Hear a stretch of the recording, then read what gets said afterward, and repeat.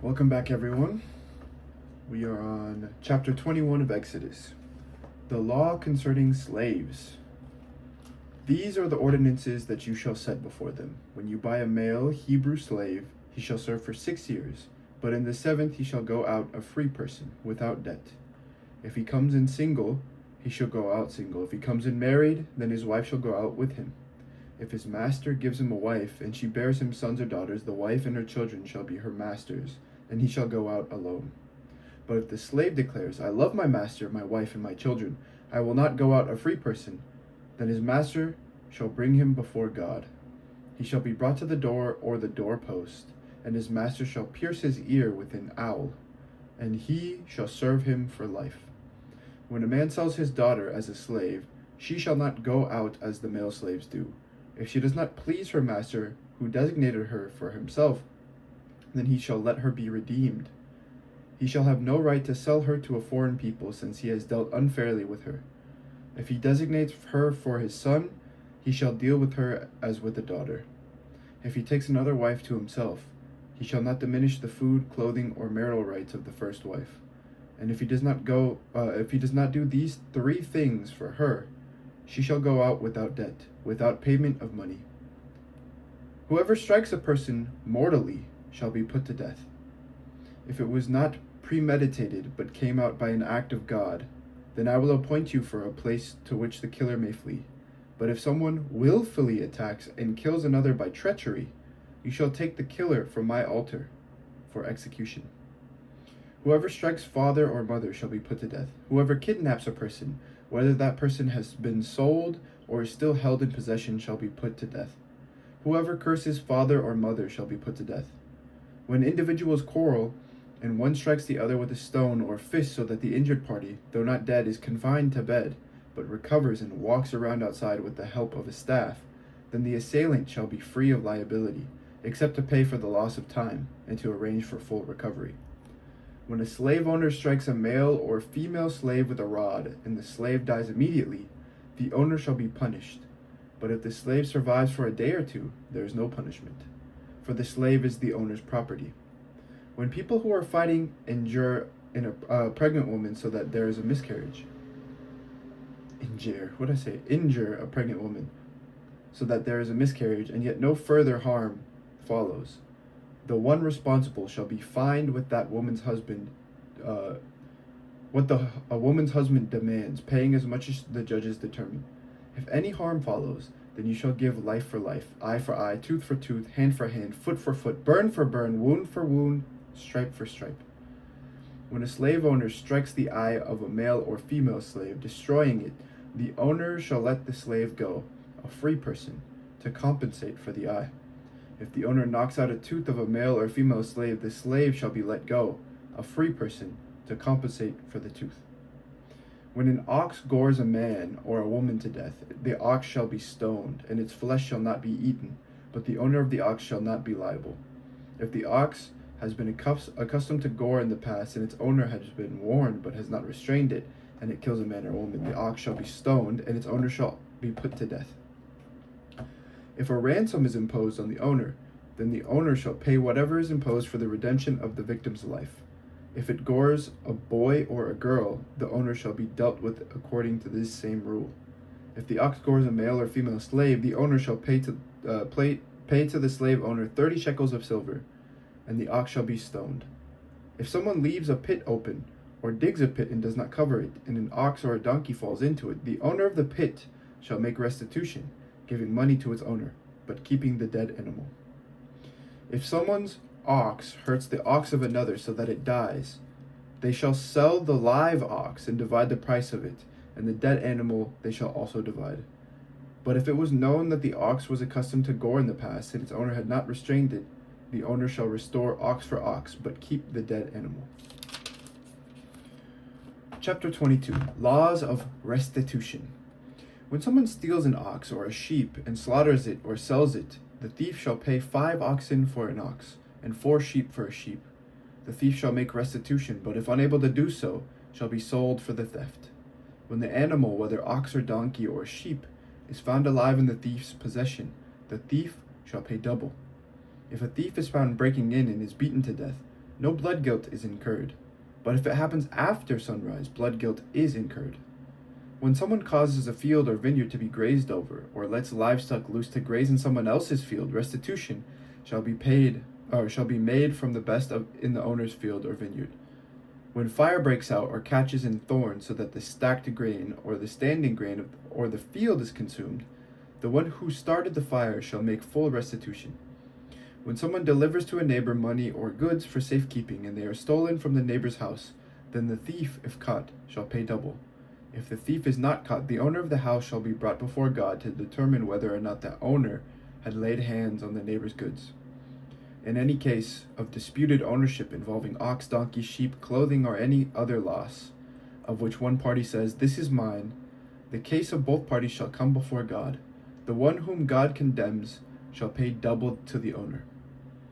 When someone delivers to another a donkey, ox, sheep, or any other animal for safekeeping, and it dies, or is injured, or is carried off, without anyone seeing it, an oath before the Lord shall decide between the two of them that the one has not laid hands on the property of the other. The owner shall accept the oath, and no restitution shall be made. But if it was stolen, restitution shall be made to its owner. If it was mangled by beasts, let it be brought as evidence. Restitution shall not be made for the mangled remains. When someone borrows an animal from another, and it is injured or dies, the owner not being present, full restitution shall be made.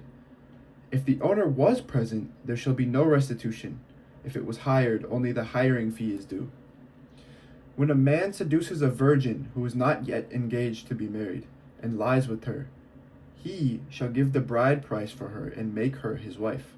But if her father refuses to give her to him, he shall pay an amount equal to the bride price for virgins.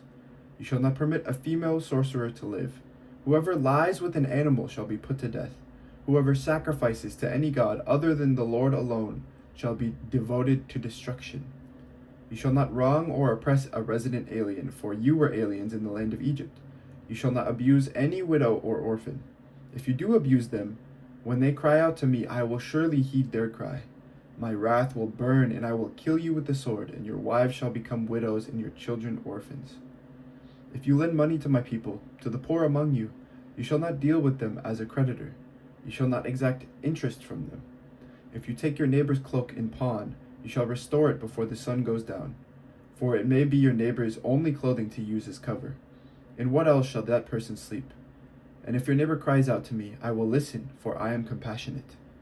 You shall not revile God or curse a leader of your people. You shall not delay to make offering from the fullness of your harvest and from the outflow of your presses.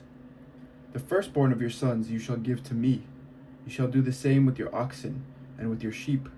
For 7 days it shall remain with its mother. On the 8th day you shall give it to me. You shall be people consecrated to me. Therefore you shall not eat any meat that is mangled by beasts in the field. You shall throw it to the dogs.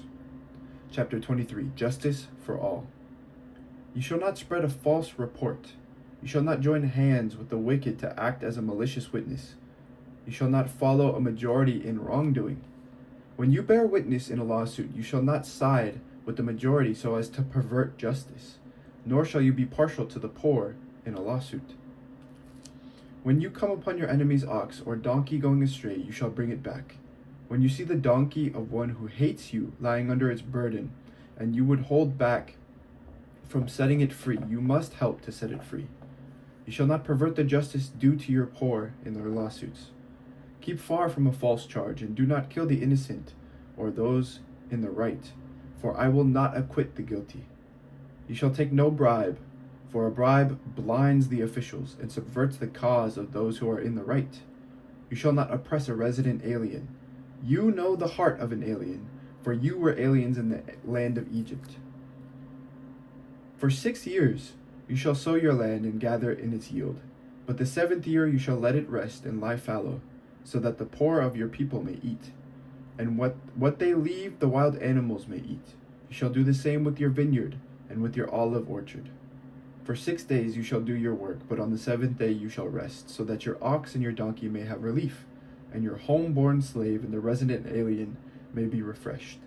Be attentive to all that I have said to you. Do not invoke the names of other gods. Do not let them be heard on your lips. 3 times in the year you shall hold a festival for me. You shall observe the festival of unleavened bread as I commanded you. You shall eat unleavened bread for 7 days at the appointed time in the month of Abib, for in it you came out of Egypt. No one shall appear before me empty-handed. You shall observe the festival of harvest, of the first fruits of your labor, of what you sow in the field. You shall observe the festival of ingathering at the end of the year, when you gather in from the field of the fruit of your labor. 3 times in the year all your males shall appear before the Lord God. You shall not offer the blood of my sacrifice with anything leavened, or let the fat of my festival remain until the morning. The choicest of the first fruits of your ground you shall bring into the house of the Lord your God. You shall not boil a kid in its mother's milk. I'm going to send an angel in front of you to guard you on the way and to bring you to the place that I have prepared. Be attentive to him and listen to his voice. Do not rebel against him, for he will not pardon your transgression, for my name is in him. But if you do listen attentively to his voice and do all that I say, then I will be an enemy to your enemies and a foe to your foes. When my angel goes in front of you and brings you to the Amorites, the Hittites, the Perizzites, the Canaanites, the Hivites, and the Jebusites, and I blot them out, you shall not bow down to their gods or worship them or follow their practices, but you shall utterly demolish them and break their pillars in pieces. You shall worship the Lord your God, and I will bless your bread and your water, and I will take sickness away from among you. No one shall miscarry or be barren in your land. I will fulfill the number of your days. I will send my terror in front of you, and will throw into confusion all the people against whom you shall come. And I will make all your enemies turn their backs to you. And I will send the pestilence in front of you, which shall drive out the Hivites, the Canaanites, and the Hittites from before you. I will not drive them out before you in 1 year. I will not drive them out before you in 1 year, or the land would become desolate, and the wild animals would multiply against you. Little by little I will drive them out from before you, until you have increased and possessed the land. I will set your borders from the Red Sea to the Sea of the Philistines, and from the wilderness to the Euphrates. For I will hand over to you the inhabitants of the land, and you shall drive them out before you. You shall make no covenant with them and their gods. They shall not live in your land, or they will make you sin against me. For if you worship their gods, it will surely be a snare to you. Chapter 24, the blood of the covenant. Then he said to Moses, Come up to the Lord, you and Aaron, Nadab and Abihu, and 70 of the elders of Israel, and worship at a distance. Moses alone shall come near the Lord, but the others shall not come near, and the people shall not come up with him. Moses came and told the people all the words of the Lord and all the ordinances. And all the people answered with one voice and said, All the words that the Lord has spoken we will do. And Moses wrote down all the words of the Lord. He rose early in the morning and built an altar at the foot of the mountain, and he set up 12 pillars, corresponding to the 12 tribes of Israel. He sent young men of the people of Israel who offered burnt offerings and sacrificed oxen as offerings of well-being to the Lord. Moses took half of the blood and put it in basins, and half of the blood he dashed against the altar. And then he took the book of the covenant and read it in the hearing of the people. And they said, All that the Lord has spoken we will do, and we will be obedient. Moses took the blood and dashed it on the people, and said, See the blood of the covenant that the Lord has made with you in accordance with all these words. Then Moses and Aaron, Nadab and Abihu, and 70 of the elders of Israel went up, and they saw the God of Israel. Under his feet there was something like a pavement of sapphire stone, like the very heaven for clearness. God did not lay his hand on the chief men of the people of Israel. Also they beheld God, and they ate and drank. The Lord said to Moses, Come up to me on the mountain and wait there, and I will give you the tablets of stone, with the law and the commandment, which I have written for their instruction. So Moses set out with his assistant Joshua, and Moses went up onto the mountain of God. To the elders he had said, Wait here for us, until we come to you again, for Aaron and Hur are with you. Whoever has a dispute may go to them. Then Moses went up on the mountain, and the cloud covered the mountain. The glory of the Lord settled on Mount Sinai, and the cloud covered it for 6 days. On the 7th day he called out to Moses out of the cloud. Now the appearance of the glory of the Lord was like a devouring fire on the top of the mountain in the sight of the people of Israel. Moses entered the cloud and went up on the mountain. Moses was on the mountain for 40 days and 40 nights. Chapter 25. Offerings for the tabernacle. The Lord said to Moses, "Tell the Israelites to take for me an offering. From all whose hearts prompt them to give you shall receive the offering for me. This is the offering that you shall receive from them: gold, silver, and bronze, blue, purple, and crimson yarns, and fine linen, goat's hair, tanned ram skins, fine leather, acacia wood, oil for the lamp, spices for the anointing oil and for the fragrant incense, onyx stones and gems to be set in the ephod and for the breastpiece. And have them make me a sanctuary, so that I may dwell among them, in accordance with all that I show you concerning the pattern of the tabernacle and of all its furniture. So you shall make it. The Ark of the Covenant. They shall make an ark of acacia wood. Acacia wood. It shall be 2.5 cubits long, 1.5 cubits wide, and 1.5 cubits high. You shall overlay it with pure gold. Inside and outside you should overlay it, and you shall make a molding of gold upon it all round. You shall cast 4 rings of gold for it, and put them on its 4 feet, 2 rings on either side of it. And 2 rings on the other side. You shall make poles of acacia wood and overlay them with gold, and you shall put poles into the rings on the sides of the ark by which to carry the ark.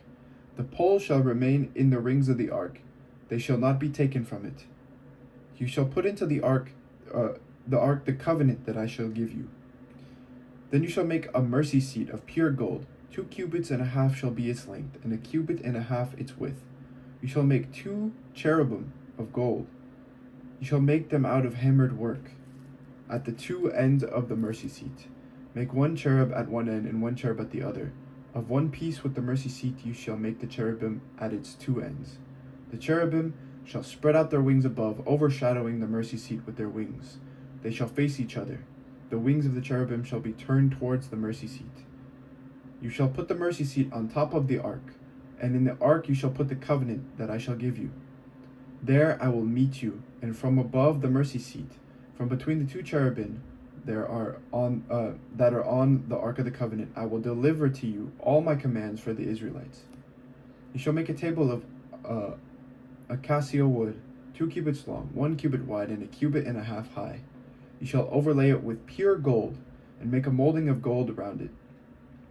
You shall make it round. You shall make round it a rim, handbreadth wide, and a molding of gold around the rim. You shall make for it 4 rings of gold, and fasten the rings to the 4 corners at its 4 legs. The rings that hold the poles used for carrying the table shall be close to the rim. You shall make the poles of acacia wood, and overlay them with gold, and the table shall be carried with these. You shall make its plates and dishes for incense, and its flagons and bowls with which to pour drink offerings. You shall make them of pure gold, and you shall set the bread of the presence on the table before me always. You shall make a lampstand of pure gold. The base and the shaft of the lampstand shall be made of hammered work. Its cups, its calyxes, and its petals shall be of one piece with it. And there shall be 6 branches going out of its sides, 3 branches of the lampstand out on one side of it, and 3 branches of the lampstand out the other side of it.